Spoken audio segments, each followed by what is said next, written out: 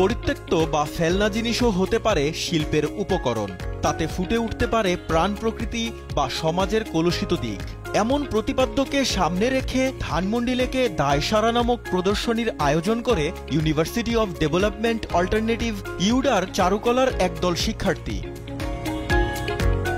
প্রদর্শনীতে স্থান পাওয়া বেশিরভাগ শিল্পকর্মই পরিত্যক্ত জিনিসপত্র দিয়ে তৈরি। বলা যায় ধানমন্ডি লেকে বা তার আশপাশ থেকেই কুড়িয়ে নেয়া। এছাড়াও কিছু চিত্রকর্ম, ভাস্কর্য, স্থিরচিত্র ও গ্রামীণ জীবনের কিছু অনুষঙ্গও রয়েছে এতে। তাতে ফুটে উঠেছে পরিবেশ, সংস্কৃতি ও শিল্পের নানা দিক। ছবি আঁকতে ইচ্ছা করে এবং কি ছবি আঁকতে ভালো লাগে, সেইখান থেকেই ছবি আঁকা এবং কি ছবি ডিসপ্লে করা। তো মানে সমাজ বা সমাজকেও একটা মেসেজ যেটা হয় যে সবাই যাতে ছবি আঁকতে উদ্বুদ্ধ করে। আমি খারাপ ছবি আঁকি, কেউ যাতে এটা মনে না করে আমার ছবি খারাপ হয়, আমার ছবি ভালো হয়, ওর ছবি ভালো হয়, এই ভেদাভেদটা যাতে না থাকে। যে কোনো ছবি আসলে ছবি, যে কোনো ছবি আসলে প্রদর্শনীর যোগ্য ছবি। আয়োজকরা জানান, চিরায়ত গণ্ডির বাইরে গিয়ে তৈরি শিল্পকর্ম এই প্রদর্শনীতে স্থান পেয়েছে। কেউ হয়তো প্রশ্ন তুলতে পারেন, এসবের আবার শিল্পগুণ আছে? আসলেই যে আছে এবং কোনো কিছুই যে ফেলনা নয় তা বোঝাতেই এই আয়োজন। ঘরটা আসলে ছোট না, যদি আমার আকাশটা যদি ছাদ হয় তাহলে ঘরটা কিন্তু আমার পুরোটাই।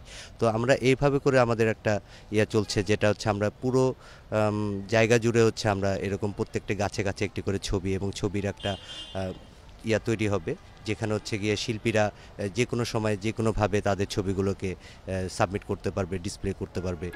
প্রদর্শনীতে স্থান পেয়েছে গাছের গুড়ি বা ডালপালা দিয়ে বানানো বেশ কয়েকটি শিল্পকর্ম।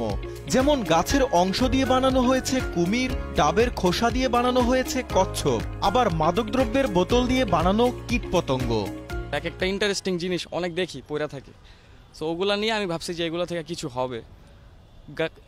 গাছের গুড়ি থেকে হয়তো কুমির হয়ে গেছে, কিন্তু মাদকের ওইটা দেখে আমার মনে হয়েছে এটা একটা বিষাক্ত পোকা হইতে পারে।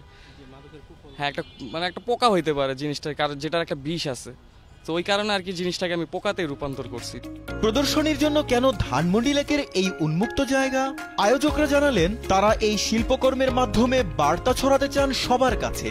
তাই বদ্ধ করে আয়োজন না করে বেছে নেওয়া হয়েছে লেক আবহ। এবং এটা একটা বড় ওপেন স্টুডিও, যেটা হচ্ছে গিয়ে আমরা সবাই মিলে কাজ এখানে করতে পারবো। বিভিন্ন রকম রসদ আছে, এখানে অনেক কিছু আছে যেখান থেকে আমরা নেচার থেকে আমরা সব কিছুকে হচ্ছে গিয়ে ইউটিলাইজ করতে পারবো, বিভিন্নভাবে ডিসপ্লে করতে পারবো। এবং এর পাশাপাশি দেখা যাচ্ছে যে নেচারের মধ্যে যে ধরনের কর্মকাণ্ডগুলো হয়, সেই কর্মকাণ্ডগুলো রোধের বিপক্ষে হচ্ছে আমরা যেতে পারবো। প্রদর্শনীটি দেখতে আসা দর্শনার্থীরাও তাদের ভালো লাগার কথা জানান। বলেন, এমন প্রদর্শনী মানুষের ভাবনার জগৎকে আরো গভীরে নিয়ে যেতে সহায়তা করবে, পাশাপাশি শিল্পের সঙ্গে তাদের মেলবন্ধন ঘটাবে। ছোট ছোট এলিমেন্ট করে চিড়িয়াখানার মতো বানানো হয়েছে, এটাও অনেক সুন্দর এবং আমার ওভারঅল খুবই ভালো লেগেছে। এবং বাচ্চাদের জন্য, বড়দের জন্য নতুন একটা চিন্তার বিকাশ ঘটিয়েছে বলে আমার কাছে মনে হয়েছে। এক একজন পেইন্টার, এক একজন আর্টিস্ট এক এক রকম করেছে, যেটা তারা এক্সিবিশনে দিতে পারে না বা কোনো গ্যালারিতে দিতে পারে না, কিন্তু এইখানে খুব ফ্র্যাঙ্কলি মন খুলে যা মন চায় তাই রিপ্রেজেন্ট করার চেষ্টা করেছে।